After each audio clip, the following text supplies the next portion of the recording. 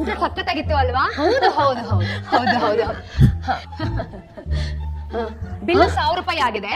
ಇಬ್ರು 500 ಶೇರ್ ಮಾಡ್ಕೊಂಡ್ಬಿಡೋಣ ಆಯ್ತಾ? 1000 ರೂಪೀಸಾ? ಓ 500 ಹೇ stop stop. ಹಾ, ಬಿಲ್ ಪೇ ಮಾಡೋದಕ್ಕೆ 2 ಮೆಥಡ್ ಇದೆ. Number 1, split the bill.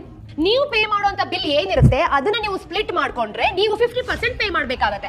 For example 1000 rupees bill ಆಗಿದೆ ಅಂತಂದ್ರೆ ನಿಮ್ಮ ಫ್ರೆಂಡ್ಗೆ ನೀವು 500 ರೂಪೀಸ್ ಕೊಡ್ಬೇಕು. ನಂಬರ್ 2, ಗೋ ಡಚ್.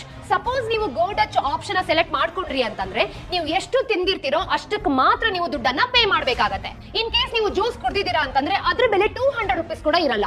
ಸೊ ಈ ಆಪ್ಷನ್ ನೀವು ಸೆಲೆಕ್ಟ್ ಮಾಡ್ಕೊಂಡ್ರಿ ಅಂತಂದ್ರೆ ನೀವು ಎಷ್ಟು ತಿಂದಿರ್ತೀರೋ ಆ ದುಡ್ಡನ್ನ ಮಾತ್ರ ಪೇ ಮಾಡ್ಬೇಕಾಗತ್ತೆ. ನಮ್ ಬರೀ ಜ್ಯೂಸ್ ಅಷ್ಟೇ ಕುಡ್ದಿದ್ದು, ಕಟ್ಟು ಬಿಲ್. ರಿಮೈನಿಂಗ್ ಬ್ಯಾಲೆನ್ಸ್ ಸರಿ ನಾನೇ ಪೇ ಮಾಡ್ತೀನಿ. ಸೊ ಈ 2 ಮೆಥಡ್ ಅಲ್ಲಿ ನಿಮ್ಗೆ ಯಾವ್ದು ಇಷ್ಟ ಆಯ್ತೋ ಅದನ್ನ ನಂಬರ್ 1 ಅಥವಾ ನಂಬರ್ 2 ಅಂತ ಕಮೆಂಟ್ ಸೆಕ್ಷನ್ ಅಲ್ಲಿ ಕಮೆಂಟ್ ಮಾಡಿ.